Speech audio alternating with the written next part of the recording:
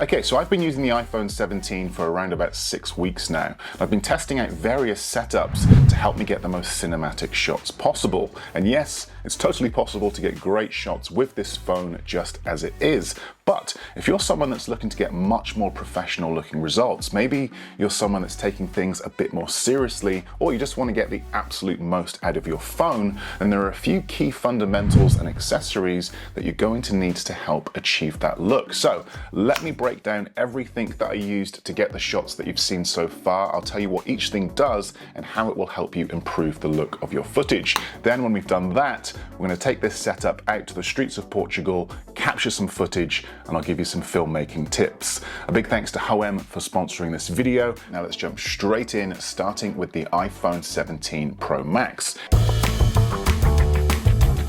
Now, if you wanted a smaller, more lightweight setup, then go for the iPhone 17 or the Pro, but personally, I prefer the Pro Max for the bigger screen size, battery life, and video features. Now, I've combined that with the M7 gimbal because this is not only going to help me get much smoother footage easier, but it's also going to be able to take a heavier payload compared to other gimbals. So now I'm able to add accessories like lenses and filters, which we will get to in a minute. It also helps you get a better hold on your phone. Holding your phone as it is can feel a little bit clunky, and your chances of dropping it and breaking it increase, which obviously we don't want. Hello. Hi. Oh no, don't worry today, it's okay. Okay. Thank you. Sorry, that was housekeeping. If you haven't gathered, I'm in a hotel. Now, there are definitely smaller, more compact gimbals out there, gimbals that fold away and literally fit in your pocket, like the V3 Ultra, for example, and I still use these, and these are great for quick, more beginner-friendly shots, but if ever I'm looking to get the most professional results possible with my phone, then the M7 is my go-to gimbal. And when we head out in a minute and start shooting some footage, you'll see exactly why using a gimbal like this adds so much production value to your shots. Okay, now one of the most important parts of capturing cinematic footage is controlling your exposure, and that is where an ND filter comes in. Think of it like sunglasses for your lens. It cuts down the amount of light hitting the sensor so you can keep your shutter speed nice and low, which gives you that smooth, natural motion that you see in films instead of that sharp video look that you often get using a phone. Now, the setup that I'm using is the Freewell Pro hybrid filter system, and this is genuinely one of the fastest and most versatile filter setups that I've ever used for an iPhone. It magnetically snaps straight onto the Freewell case like this, literally takes a second and you're ready to shoot. It's fast, it's flexible, and it gives you proper cinematic control without having to carry around big bulky gear. I will link all gear and accessories that I mention in this video in the description below.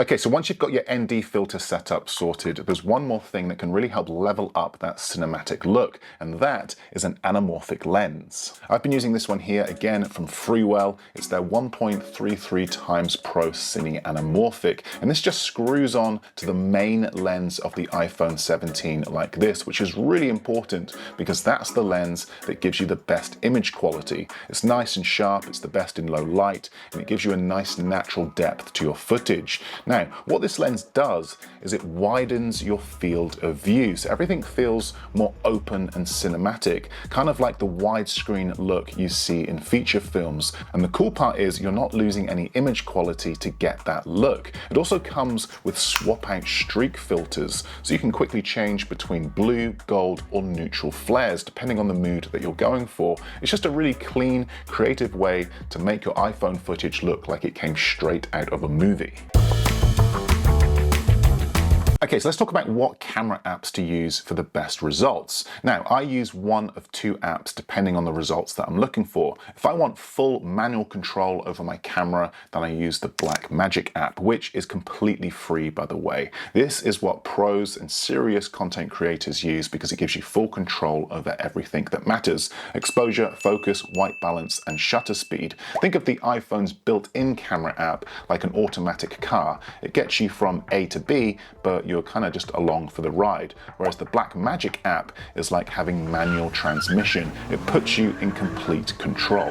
Now, one of the biggest leaps forward that Apple made is introducing ProRes RAW and Apple Log. ProRes RAW gives you this insane flexibility in post. Think dynamic range, color control, the lot, but it comes at a massive cost: file size. To give you an idea, 1 minute of 4K 60 frames per second ProRes will eat up around about 6 gigabytes of space. Go up to ProRes RAW, and that same 1 minute can go up to 12 to 15 gigabytes. So if you're filming a 10-minute sequence, then you're potentially looking at over 100 gigabytes worth of footage, and that's even before you've started editing. And if you're planning on shooting all day, like what we're about to, you're 100% going to need an external hard drive. I've been using this one here from Hoem. It's 2 terabytes, and this is a real lifesaver if ever you're out on shoots and the storage on your phone is full. Okay, so here is my alternate recommendation if you don't want huge file sizes, because the truth is you don't actually need to shoot in ProRes RAW to get that cinematic filmic look. If you switch to Apple Log HEVC H.265, you'll get nearly the exact same flat dynamic range, perfect for color grading, but at a fraction of the file size. As a quick comparison, in HEVC Apple Log, 1 minute of 4K 60 frames per second video comes in at around about 300 to 500 megabytes. That's about 20 times smaller than ProRes RAW. Now, one thing to note here is that footage shot in Apple Log will look flat and washed out. That's totally normal. Apple Log is just preserving all of that detail in your image. To bring it back to normal color space, you simply apply what's known as a Rec 709 LUT, or a conversion preset. This is easy to do, just requires an additional step in the color grading process. I will put a link to a free Rec 709 conversion LUT in the description below. Now, if all of this is starting to just feel way too technical and complicated, then don't worry, I genuinely feel your pain. I was there once. And if that's the case, just use the built-in camera app that comes with the iPhone, because that, combined with an ND filter, is still going to get you great results. So we now know what settings to use. We know what accessories are going to help us get a more cinematic look. So let's head out onto the streets of Portugal and start shooting some footage. Okay, so here we are, beautiful sunny day here in Portugal, so this ND filter is an absolute must for today's shoot. Also, quick mention, I'm going to be shooting the majority of these shots in 4K 50 frames per second so that I can slow my footage down if needed. Right, let's just kick things off with some basic shots, camera movements, and then I'll work my way up to some more intermediate and advanced techniques. Now, one question you might be asking yourself is there really any need for a gimbal? Because smartphones have incredible image stabilization these days, and it's a valid question, but a gimbal does so much more than just stabilize your footage. For example, this one here has a built-in extension pole, so I'm able to get shots nice and low to the ground pushing forward. Really hard to do this handheld without busting your back and getting shaky shots, of course. Also, a gimbal is going to help you get extra reach on your shots, and just getting that little bit of extra reach will add huge production value to your videos. Take this shot here, for example, starting low and lifting up as this tram passes through this location. Again, very difficult to go from low to the ground to high in the air when shooting handheld, particularly if you're looking to get a buttery smooth shot like this. A gimbal is also going to make simple push forward shots look much smoother. It's going to help you keep your horizon nice and level without needing to think about it, and it's also going to help you get much more advanced shots easier. For example, a push forward tilt down can be an incredible camera move at the right location. Take this shot here, for example, tilting down towards this bridge at this beautiful pink street. By using this joystick whilst pushing forward, I now have a much more dynamic and professional looking shot. This technique also works really well for pushing forward and tilting up, a great way to reveal a scene or location. So, in terms of a crucial piece of kit for filming cinematic videos, a gimbal is high up on that list. Okay, let's switch gears. Mini masterclass mode. If you want cinematic phone footage that actually looks intentional, smooth movement, clean framing, none of that amateur point and shoot look, then let me walk you through 8 techniques that you can use on your next shoot to get footage that looks like it belongs in a Hollywood film. Okay, number one is to play with light. Light is one of the biggest cinematic tools that you have. Take this shot here, for example, pushing through an alleyway while the sunlight flickers through the gaps. The flicker creates natural flares and adds energy to an otherwise simple movement. You can keep it basic, just push forward, or get more creative by pushing forward and tilting down at the same time. The extra movement adds depth and interest. Another way to use light is through contrast and silhouettes. Take this shot here, for example. I lock the exposure for the highlights whilst pushing down this alleyway. Pointing the camera towards the sun turns these people into silhouettes and creates contrast, giving the shot a really cinematic feel. Okay, number two, follow the action. Now, there are two main ways to shoot moving subjects. You can either let the action pass through the frame, like this tram, for example, or you can follow the action as it moves. Now, while filming the traffic on this bridge, I saw a plane flying overhead. So instead of letting it pass, I tracked it across the sky.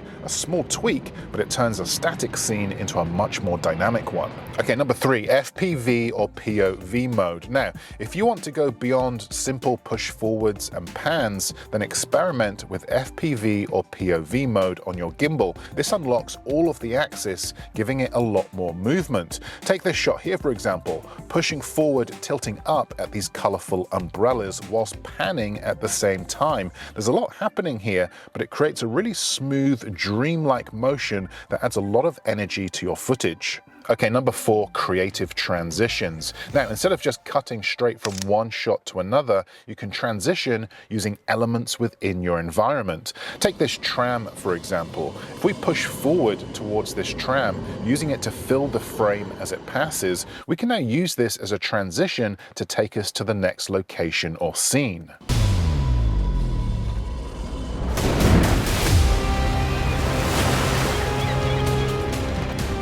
Okay, number five, tilt up for drama. Tilting the camera up can make buildings feel taller and more powerful. And if you want to push this even further, add symmetry and even rotation. For example, looking straight up at this arch, then rotating 360 degrees. A gimbal makes these moves so much easier and much smoother. Or this shot here, for example, pointing up at this arch. We then tilt down whilst pushing forward. Loads of symmetry here and loads of visual interest. Very cinematic. Okay, number six, shoot the same shot twice. An easy way to hold attention for longer is to film the same shot twice, once wide and once tight. For example, this wide parallax shot of these umbrellas, then the same move but tighter. Cutting between these two shots keeps the audience engaged because they see both the environment and the detail. Okay, number seven, use slow motion to add style. Slow motion can make even simple shots feel richer and more cinematic. Plus, it helps hide those micro shakes if you struggle to get nice, smooth movement. For example, these bubbles floating through the frame, adding texture and layers. Or how about these pigeons taking flight in slow motion on the beach? Or how about these waves crashing whilst the camera pushes forward low to the ground? None of these shots are complicated, but slow motion really helps elevate them. Okay, number eight, add foreground and depth. Depth equals cinematic. So instead of shooting everything flat and head on, put something between you and your subject. For example, pushing through these two scooters towards this building, or pushing through a doorway into a street. Or how about these two rocks, adding both symmetry and depth? Foreground adds layers, and layered shots are more dynamic and engaging to watch. If you'd like to learn more about smartphone filmmaking, then I have a 2-hour mini masterclass. I will link that below, as well as all of the gear mentioned in this video. But that's it from me. I appreciate you watching, and I'll see you in the next video.